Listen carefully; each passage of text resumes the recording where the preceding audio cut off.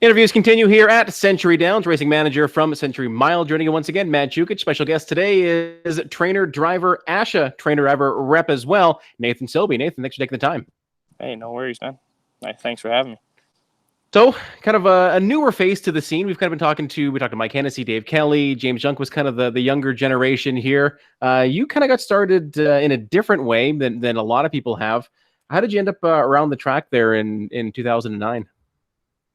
I'd always had a job throughout high school. Didn't have anything to do with horses. And then found myself unemployed right around final exam time for grade 12 and was looking for summer employment. And my younger brother, had been doing stalls for Jamie Gray. And he said, well, why don't you just come out and help out on weekends? And one thing led to the next. Then Jamie offered me a job for the summer up in Grand Prairie, and away we went. So I remember you when you kind of came onto the driving scene there in 2013 when I arrived in November. How did you get into the driving part from 4 years of being around the barn grooming? Well, I took some time away to go and work back in the real world.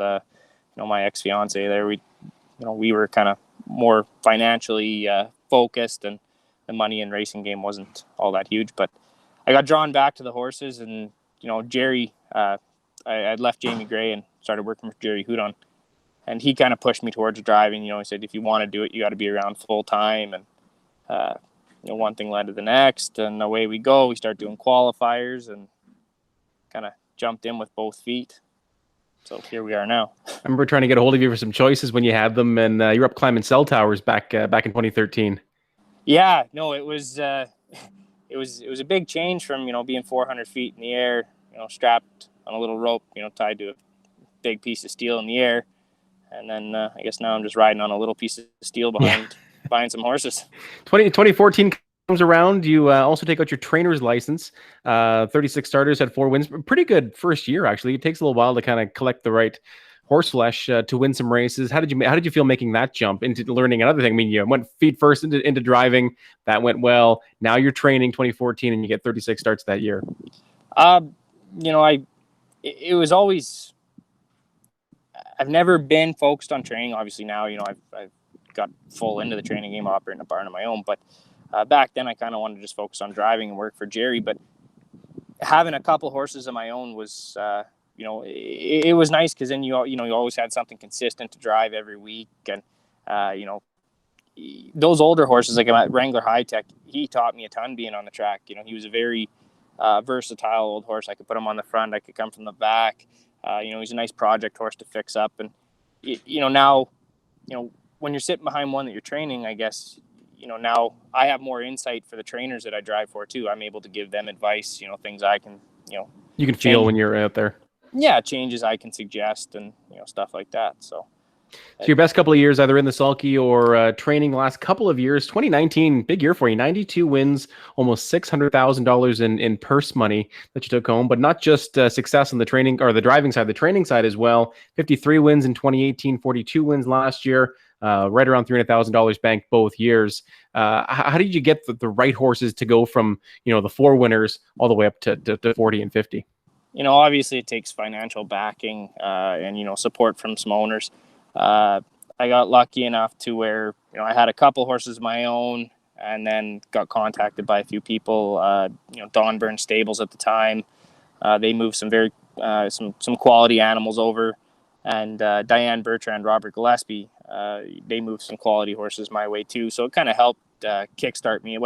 I went from 3 horses to, close to 20 in a very short period of time, which, took its toll for a while, but I learned to handle it. And, we've obviously had some success. We're winding down now, but speaking of success, though, obviously a horse you did really well with is one that you claimed. Tell me about Icy Blue Scooter, who has been or has been and still is fantastic for the team the last couple of seasons. Well, Scooter kind of caught our eye, and he actually caught a lot of people's eye. A few months the summer, I guess, before I had claimed him. A lot of people were waiting, thinking, maybe there's going to be a class drop. Fast forward to Northlands in the fall, a lot of the BC guys had gone home. So there's a few less eyes on him. But I was kind of looking for something to take for an age stake down in California, and something to take down there. At first, I thought, I could claim him, take him down south, maybe improve, and maybe flip him for profit. But I didn't really realize the type of horse he was going to be. He's gone on to make me and my owners probably 100.5. I'd say right around 150,000. So this is a horse you claimed for $20,000 back in October of 2018, and really a success with him didn't take long. It was about 4 starts, and he was winning opens there at Century Downs before you took him down to Cal Expo. His first start was kind of a flop. My entry kind of got hooked up with one, and I had to go around, and the rigging change I made him a hothead. Second start, I almost caught probably one of the best mares at the time in Alberta, Taj Me All Over. I almost caught her at the wire, she beat me in nose. And then the very next 2 starts down in Century Downs, I crushed the open with, and then took him to California. And it's just been a great ride since. Not a ton of age stakes around this part of the world for older horses. How fun was it to take him out to Fraser Downs there and win the Jim Vanel worth $50,000? It was a pretty sweet ride. We were kind of at a toss-up as to whether to send him right to Ontario at that point or, head west and try the Vanel. Luckily, the Vanel was a very smart choice. The Alberta horses there, their first couple starts, the change in elevation really helps their lungs. So he definitely benefited from that. And, he made it look pretty easy. He beat some pretty stellar horses.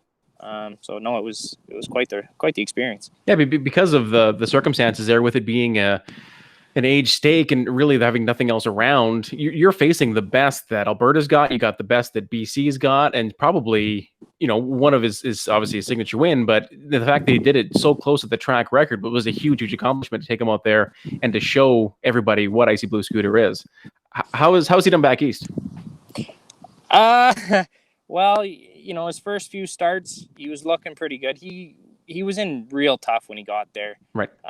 Facing. Well, he had so much money on his card, right? Yeah, exactly. He had that $25,000 from the Vanel, the other $5,000 from him. So in between 2 starts, he had $30,000.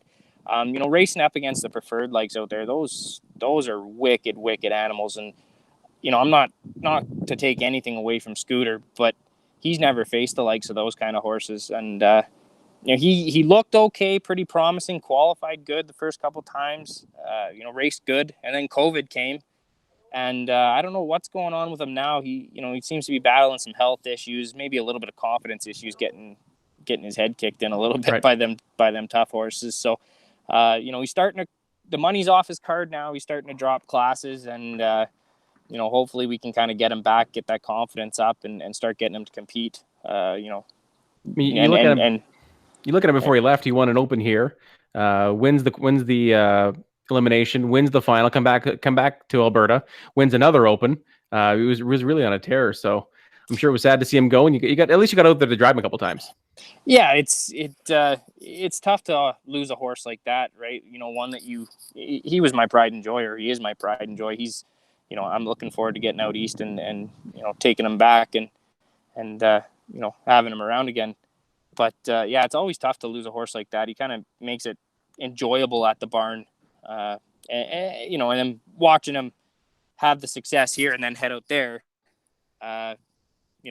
It's obviously it's different company. So hopefully we can, Stacy's can get him back going here soon, and then come the fall, I can head out there and have some fun with him.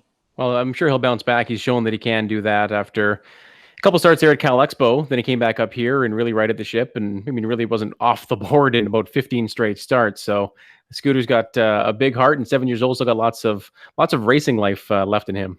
Oh, definitely. Yeah, he's definitely a high energy animal. He's a good feeling horse. He battles a little bit of a low iron level every now and then, gets tying up. So you just got to get that squared away, and he'll be right back to his old self. So one that you're going to go see in the fall. How about some 3-year-olds you have around now? Of course, stake season isn't too far away. Anything you're excited about? You had a nice super finals night with a bunch of on the board placings with some horses. And how do they look going into the 3-year-old year now?